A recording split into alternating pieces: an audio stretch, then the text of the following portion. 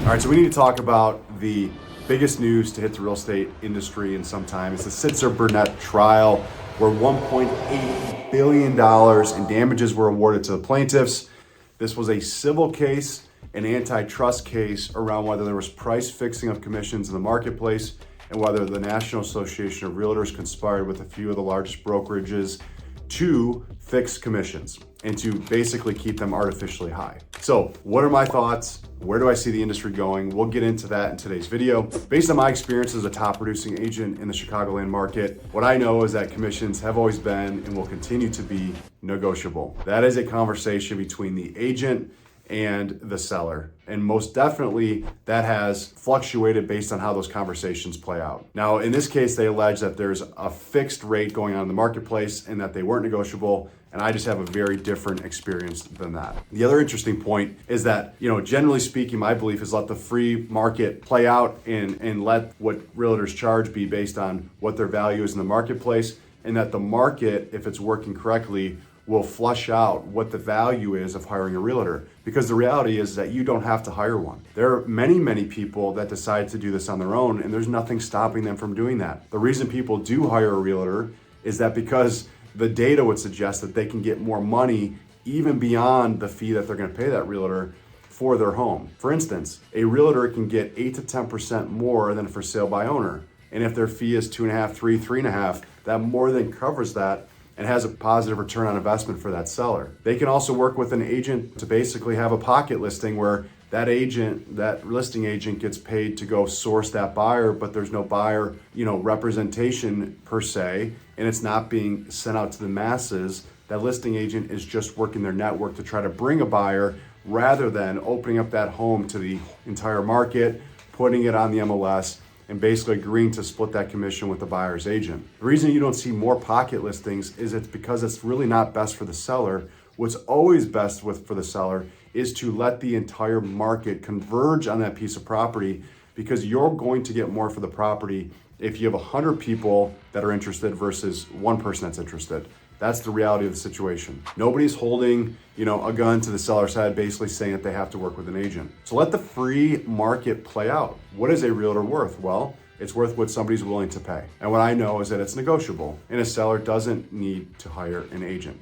So from that standpoint, I'm very surprised.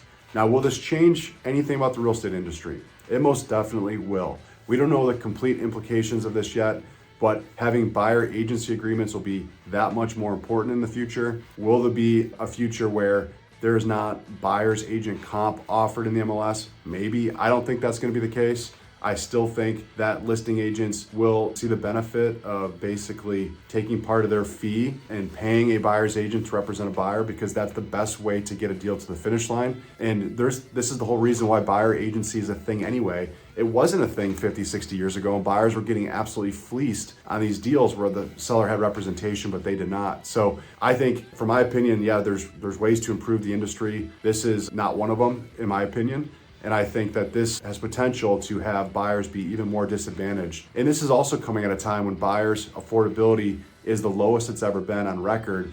And so to now tell a buyer that, hey, we're not going to allow a seller to pitch in towards the buyer's agent commission, that's going to be on you, adding essentially a closing cost when they already are dealing with, high rates and horrible affordability. That's not a great way to get this done either. So I'm surprised by the verdict, quite frankly. What they allege and basically concluded is not my experience in this marketplace. There's no doubt going to be changes, but as a top producing agent in this marketplace, it's going to be business as usual. We know our value. We know that we can talk to a buyer and a seller about what our value is. We feel confident in that, and the data does play that out as well.